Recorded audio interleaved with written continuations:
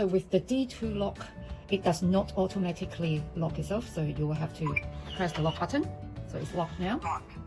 You can open it with fingerprint. Lock again. You can open it with the card provided. And lock it again. You can unlock it with the passcode. I haven't set a passcode in.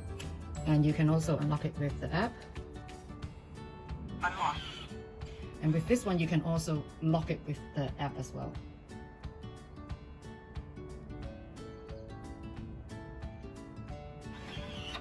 So it locks and unlocks with this model.